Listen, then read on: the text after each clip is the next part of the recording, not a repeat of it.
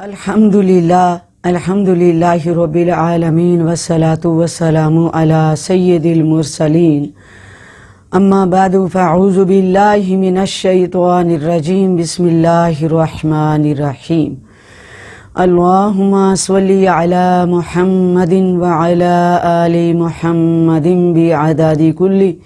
ذرۃ مئۃ الف مرۃ وبارک وسلم۔ جس طرح کہ میری تمام معزز مائیں اور بہنیں اور بیٹیاں جو ہیں وہ اس ماہ مبارک میں اپنی دنوں کو روزے اور رات کے قیام میں ان لمحوں کو گزار رہی ہیں، تو رمضان آنے سے پہلے ہم نے اس مبارک مہینے کا کتنا انتظار کیا کہ ایسا رحمتوں اور برکتوں والا مہینہ آ رہا ہے کہ جس کے اندر جب ہم جھک جائیں گے اس کے حضور تو اللہ تبارک و تعالی ہمارے گناہوں کو معاف فرما دے گا اور ہمارے دلوں کو پاک و صاف کر دے گا۔ اس طرح انتظار کرتے کرتے پھر یہ دن آ گئے، تو پھر اتنی تیزی سے یہ رحمتوں کے دن جو ہیں وہ ہم سے جو ہے جدا ہو رہے ہیں، کیونکہ اللہ تبارک و تعالیٰ کا یہ رمضان کا مہینہ ہمارے پاس ایک مہمان کے طور پہ آتا ہے۔ تو اب اس مہینے کے جو ہیں وہ 2 عشرے جو ہیں وہ تو گزر چکے ہیں، اب تیسرا جو ہے اس کا آغاز اللہ تبارک و تعالیٰ نے ہمارے لیے اس طرح کیا ہے کہ اس میں میرے بندے جو ہیں وہ اعتکاف کے طور پہ میری بندگی کے لیے میری بارگاہ میں جھک جائیں۔ اعتکاف جو ہے اس کا اصل مقصد یہ ہوتا ہے کہ ہم اپنی دنیا داری کو چھوڑ کے اور سارے رشتوں کو پیچھے کر کے اللہ کی بارگاہ میں جھک جائیں اور اس کی بندگی بجا لائیں، اور اس کے علاوہ جو ہے وہ ہمارے اندر دوسرا خیال نہیں ہونا چاہیے۔ تو آج جو ہے وہ ہمارا ٹاپک ہے اعتکاف سنت کا۔ تو ویسے تو اعتکاف کی جو ہیں وہ 3 قسمیں ہیں، یعنی اعتکاف نفل، اعتکاف واجب اور اعتکاف سنت۔ تو اعتکاف سنت جو ہے اور اعتکاف نفل اور اعتکاف واجب ہے، تو اس کے بارے میں یہ ہے کہ اعتکاف سنت کے بارے میں تو ہمارے پیارے آقا صلی اللہ علیہ وآلہ وسلم کی حدیث مبارکہ ہے کہ من اعتکف ایمانا و احتسابا غفر لہ ما تقدم من ذنبہ، کہ جس نے ایمان کے ساتھ ثواب حاصل کرنے کے لیے اعتکاف کیا تو اس کے پچھلے گناہوں کو بخش دیا جائے گا۔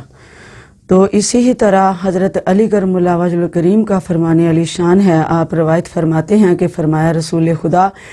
صلی اللہ علیہ وآلہ وسلم نے من اعتکف فی رمضان کان کحجتین و عمرتین، کہ جس نے رمضان المبارک کے اندر اعتکاف کیا تو وہ ایسا ہے کہ جیسے اس نے 2 عمرے اور 2 حج ادا کیے۔ اب میں بتاتی ہوں کہ جو اعتکاف واجب ہے اور اعتکاف نفل ہے۔ اعتکاف واجب جو ہے نا وہ نظر ماننا یا منت ماننے کے طور پہ جو ہم یہ ایک اللہ سے ایک مدد چاہتے ہیں کہ اے اللہ ہماری اس مشکل کو آسان کر دے، تو ہم اتنے دنوں کا اعتکاف کریں گی، یا اور ہم کئی جو ہیں وہ منتیں مان لیتے ہیں، جیسا کہ ہمیں اس مشکل میں آسانی ملی تو ہم آیت کریمہ پڑھیں گے یا درود تنجینہ، جو بھی آپ کریں، لیکن یہ ہے کہ اس کے لیے کوئی بھی وقت مقرر نہیں ہے اس مہینے میں، نہیں تو اس میں آپ یہ اعتکاف کریں گی، جب آپ کی منت پوری ہو جائے اس وقت آپ ادا کر لیں۔ تو نفل اعتکاف جو ہے وہ بھی جس وقت مرضی جس مہینے میں چاہے کریں، لیکن اس کی تفصیل جو ہے یہ جو دونوں اعتکاف ہیں وہ ہم اگلی ریکارڈنگ میں بتائیں گے۔ آج چونکہ ہمارا جو وقت ہے ہمارے پاس کہ کچھ میری بہنیں بیٹیاں جو ہیں انہوں نے ہمیں یہ کال کر کے بھی پوچھا ہے کہ سنت اعتکاف بیٹھنا چاہتی ہیں، تو ہم مطلب اس کے لیے کیا ہمارے لیے اللہ اور اس کے رسول صلی اللہ علیہ وسلم کا حکم ہے۔ تو اس کے لیے میری قابل قدر جو بیٹیاں ہیں تو پہلے وہ تسلی کر لیں کہ حیض و نفاس سے مکمل طور پہ آپ جب فارغ ہو جائیں، پاک صاف ہو جائیں، تو پھر آپ جو ہے وہ اعتکاف کرنے کے لیے اپنے گھر کے اندر جس جگہ پہ آپ نماز پڑھتی ہیں اس جگہ کو آپ مخصوص طریقے سے یعنی کور کر کے جو بھی ایک آپ کی وہ جگہ کا سلسلہ ہو اس میں آپ بیٹھیں گی تو اس کو کہتے ہیں مسجد بیت، یعنی گھر کی جو ہے نا نماز پڑھنے کی جگہ۔ مسجد کا مطلب یہی ہے بندگی بجا لانا۔ تو مرد جو ہوتے ہیں وہ مسجد میں اعتکاف بیٹھتے ہیں، لیکن عورتوں کے لیے مسجد میں اعتکاف کرنا جو ہے وہ مکروہ ہے۔ تو اس جگہ کو جو کہ آپ جہاں نماز پڑھتی ہیں وہاں بیٹھیں گی، اپنے معاملات جو ہیں دنیا کے ان کو پہلے ختم کر کے تو پھر اللہ کی طرف آپ جھکیں۔ یہ نہ ہو کہ آپ اندر بیٹھے بیٹھے پھر پریشان ہوں، پھر اس کے اوپر آپ گفتگو کریں، کیونکہ اعتکاف کا مطلب یہ ہوتا ہے کہ ہم اپنی دنیا داری کی جو تمام ہمارے معاملات ہیں وہ سارے جو ہے نا اس کے اوپر ہم گفتگو نہ کریں، بلکہ اپنی زبان اپنے جسم کو اللہ کے حضور ہم نے پیش کیا ہوا ہے تو ہم اپنا دھیان اسی طرف رکھیں۔ اگر کوئی مجبوری کے تحت آپ سے کوئی بات کرنا چاہتی ہو تو آپ مختصر سے لفظ استعمال کریں، لیکن جو میری پڑھی لکھی بہنیں بیٹھیں تو انہیں چاہیے کہ وہ لکھ کے اپنی اس بات کا جواب دے دے تو وہ زیادہ بہتر ہوگا۔ تو پھر اس کے علاوہ یہ ہے کہ اگر ماہواری کی حالت میں آ جاتی ہیں،